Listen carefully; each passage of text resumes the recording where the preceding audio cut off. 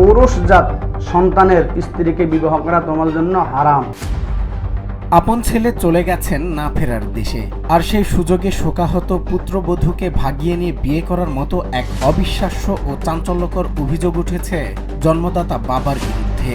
ধর্মীয় নীতি নৈতিকতা ও পারিবারিক সম্পর্কের সমস্ত সীমা অতিক্রম করা এই খবরে স্তম্ভিত সাধারণ মানুষ।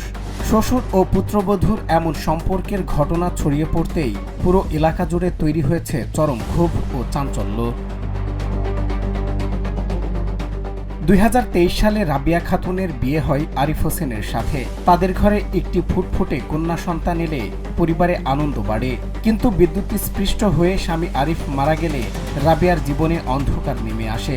সেই শোকের ক্ষত না শুকাতেই শ্বশুরের কুদৃষ্টি ও অদ্ভুত প্রস্তাব অসহায় মেয়েটিকে ফেলে দেয় চরম যন্ত্রণায়। চলে গেছে সবাই যখন শুনে আমার স্বামী আমার পুত্র বললে চলে গেছে, আপনারা যা শুনেন আমিও তা শুনি। পুত্র বদলে বলে চলে গেছে স্বামী, কদিন যেদিন গেছে বাড়ির থেকে সেদিন চলে গেছে। আপনারা শুনছেন আমিও শুনি। কি বলবো, এত নির্দিষ্ট কাজ আর হইতে পারে না একটা সমাজে।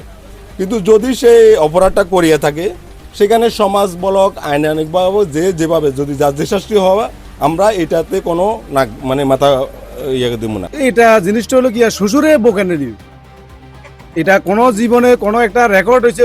এমন ইসলাম দিক দিকে আইন, ইসলাম দিক দিকে তো এটা অপরাধ। আপনি বিচার পর্যায়ে যান, বিচার পর্যায়ে এটা মানে নিবে না। নোয়াখালীর সুবর্ণচর উপজেলার চর ক্লার্ক ইউনিয়নে এই নিয়ে চলছে চরম তোলপাড়। মেজ ছেলের সাথে রাবিয়ার বিয়ে দিতে না পেরে শ্বশুর হেলাল হোসেন নিজেই তাকে বিয়ের প্রস্তাব দেন। এতে বাধা দিলে হাতাহাতি হয়। এরপর তাকে কালো জাদু করে নিয়ে যাওয়ার অভিযোগ ওঠে।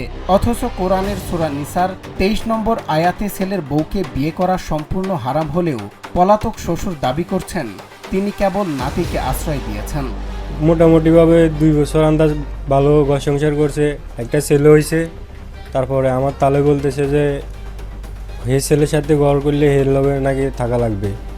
এগুলো নিয়ে বেজাল করি আমার বোন আমার বাড়িতে চলে যেতে চাইছিল, আমি না করছি। পরে হের জামাই নিয়ে হের সোনাইমুড়ি নিয়ে বাসা ভাড়া করে থাকতো। আর মাইয়ার বউরে বিয়ে করতে গেছে।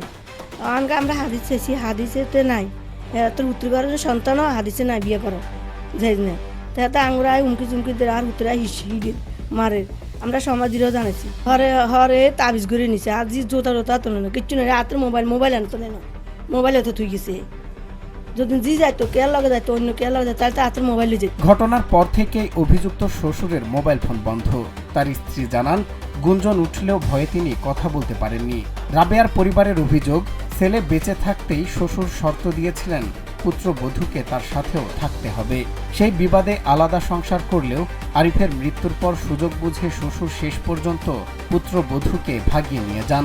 আল্লাহ তাআলা বলেন, তোমাদের ঔরসজাত সন্তানের স্ত্রীকে বিবাহ করা তোমার জন্য হারাম। এখন যেহেতু কোনো সন্তান যদি কোথাও সন্তান মারা যাওয়ার পরে বাবা তার সন্তানের স্ত্রীকে নিয়ে চলে যায় অথবা বিবাহ করে, ওই বিবাহ সম্পূর্ণ হারাম হবে এবং উভয়ের ওই দাম্পত্য জীবন হারাম হবে।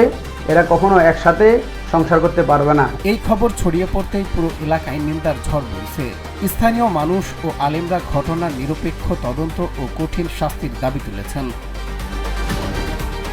সজল বিশ্বাস, বাংলা টিভি।